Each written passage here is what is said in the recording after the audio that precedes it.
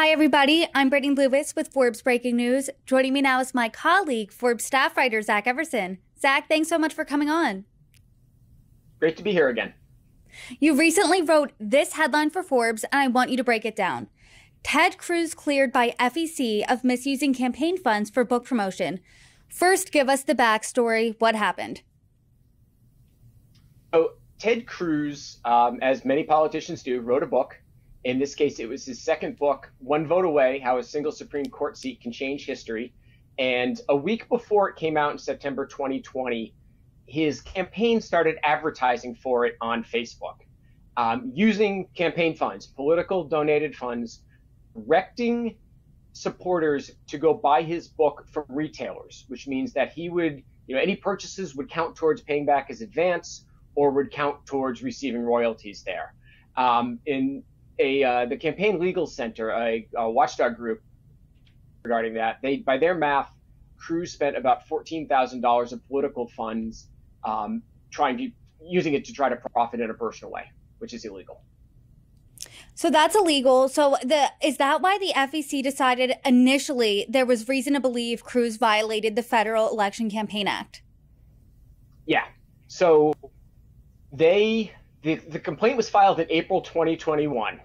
Now, in April 2023, because it takes 2 years for the FEC to go through this process, which is ridiculous, but it initially found reason to believe that Cruz had used $13,900 in campaign funds for his personal benefit by purchasing ads to promote One Vote Away. But 3 weeks later, Cruz's attorneys came up with an affidavit saying that, Cruz actually hadn't received any profits from that. The royalties he received, he decided to donate to charity. So there was no profit there. And the FEC, by a vote of 6-0, so you're talking Democrat and Republican commissioners, dropped the case. Zach, what's the timeline here? When did he donate? Did he donate when he was already in hot water? Absolutely. When you look at the terms of the book deal, going back on his financial disclosures, it always sounded as if the royalties were going to go to him. It did not say royalties to charity. It just said percentage of royalties he's taking, like any other book deal that you'd see out there. The complaint was filed in 2021, and the affidavit states that he didn't direct his agent to donate the money until the end of 2021, and then again at the end of 2022. So by this point, when he made that decision, the investigation had already been going on for 8 months. And yes, he was well aware of the investigation at this point. And then beyond that, he didn't decide to tell the FEC about it until after they had already found reason to believe that he did it, which struck me as odd. You'd think if you went ahead and donated it to charity and you're being investigated for profiting off these political funds, you'd let the FEC know. Like, if you have something that could exonerate you, why would you wait till after there's guilty verdict to bring it up as opposed to doing it at the beginning?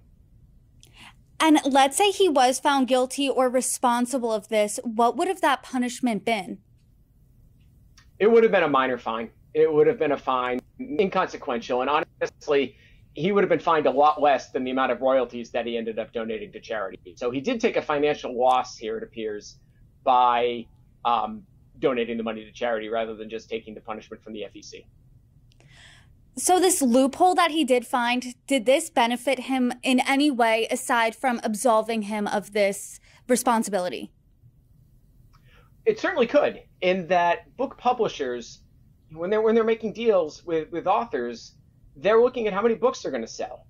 And in this case, yeah, Cruz didn't profit from those purchases, but the publisher did. And so when they decide what to offer him for an advance, that's something that they can do math on. They can figure out, all right, he's going to use campaign funds to advertise the book, and that's going to drive X amount of sales. And if you look at Ted Cruz's, he's got another book coming out. He recently signed a 2-book deal with a $1.1 million advance. So he's getting paid for this. It's not like donating the money to the royalties to charity means he's doing this for free. He's making a substantial amount of money. It just needs to be structured to benefit him. The deal needs to be structured in the way that it's mostly through advances and not royalties.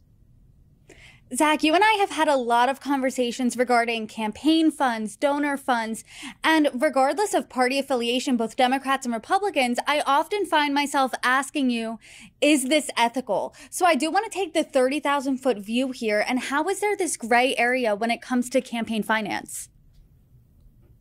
By design. They want to have rules that make it look like they're strict on this sort of stuff, but then the lawmakers also want to profit from it.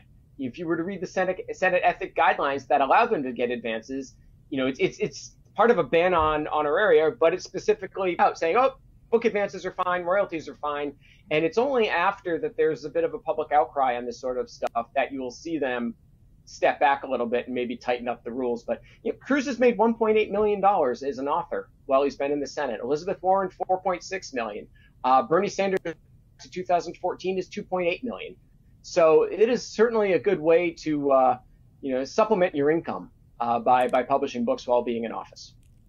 Let's talk about those numbers, because $1.8 million for Ted Cruz is less than both Senators Elizabeth Warren and Bernie Sanders, like you said.